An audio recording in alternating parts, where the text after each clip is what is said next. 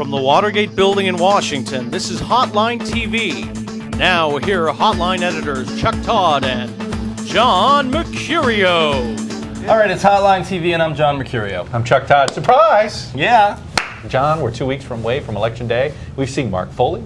We've heard about rumors of more members of Congress and page-related scandals. Shoes all over, dancing on the ceiling. Which one's going to drop on your head next? That is the question, Chuck Todd. We have less than 3 weeks left. The press is just waiting for this year's October surprise. But what could it be? And how could it shape or change the landscape? We've got a big board out, so let's brainstorm 5 October surprises and rank their potential effectiveness. I'll be Vanna White here. I'll hold the board.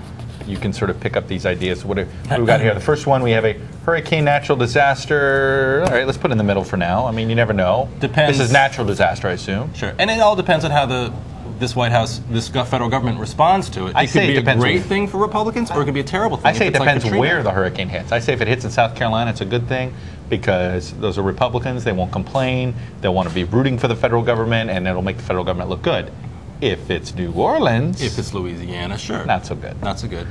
And we, of course, apologize for the tackiness of talking about a hurricane but it does matter in the political context. It does matter. All right, let's do the other one, the one that everybody's going to be buzzing about more. Pages. I put that lower. I think so. I think you're right. Because I think at this point we have the scandal. It's ingrained. It's just a question of whether it becomes a Republican scandal or, is it a bipartisan scandal? Yeah, but I think you're right. I think it's ingrained in, and in some ways just hurts the incumbent.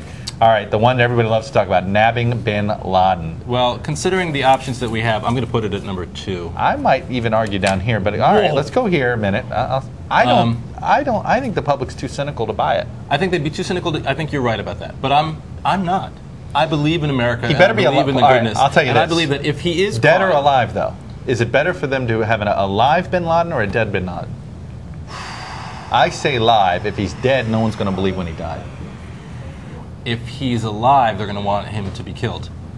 No, but if he's alive, it would lend itself to, oh, they really got this guy, versus if he's dead, oh, they had him on ice. Well, they could have had him on ice alive in some little cave somewhere for months anyway. That's a good point. Bring him out. I'm moving it down here right now. I think this one goes probably up top, obviously. I think so, for too. Obvious reasons. I think so, too. Look, I think the football stadium thing, 2 years ago, we used to have Tom Ridge regularly raise the alert level. It always seemed like it would happen a lot. Now they know they can't do this alert level stuff.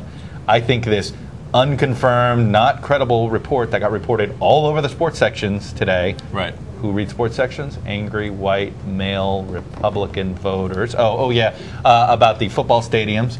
Why do you hate America so much? I love America, but that one smelled a little fishy in my book. This is where we're going to disagree. I'm putting Death of an Icon down in number 5. Ooh. Paul Wellstone died in Minnesota just a couple weeks before the Minnesota Senate race, and his party lost that. Even though they put another icon, I'll put Death of an Icon down at number 5. You're going to go terrorist attack here. I'm not going to do your order, and then I'm going to tell you why you're wrong. The only exceptions to Death of an Icon who could make it more important, and I don't want to talk about these people dying, and I certainly hope they don't, but former President Bush or former President Clinton, if either one of those two die, I think they create such a groundswell of support within their party that they can have an impact. Look, you don't even understand what I'm saying, do you? Do you want me to speak more slowly?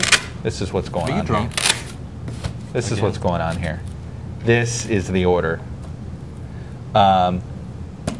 It's not death of an icon. It's a death that affects the political landscape. Well, that's a different thing entirely. And that's a different question. If you want to can't predict when it's going to happen. Big board, then you can go ahead and do that. But that's not icon. No, but it is what it means. Unfortunately, something like 4 of the last 5 cycles have had a death that has altered the political landscape, whether it was Georgia Senate, whether it was Missouri Senate, whether it was Minnesota Senate. You just don't know, and they always seem to happen late. I'm not predicting anything. However, that to me the only thing left that could actually alter the playing field is a death of a candidate or something like that. And again, very morbid. Not quite as morbid as our discussion last week when it came to dead members of Congress. Or hot or not. Or hot or not. Pretty morbid at some points. Woo. Anyway, so, boy, surprise, you're dead. What are we doing here? We're saying, basically, look, number 1 is a death. Right. 2 would be a death. 3 deals with death. That's molestation. And this is death. And that's death. All right. Well, hello. Join us on Hotline TV. Where apparently death equals politics. Death equals votes. All right. That does it today. Stay tuned for Hotline TV every day as we bring you the latest news on all of these surprises to be. Thanks so much for joining us. I'm John Mercurio. Come on in when you're feeling really good about yourself because we'll bring you down with death. Till then, see you tomorrow on Hotline TV.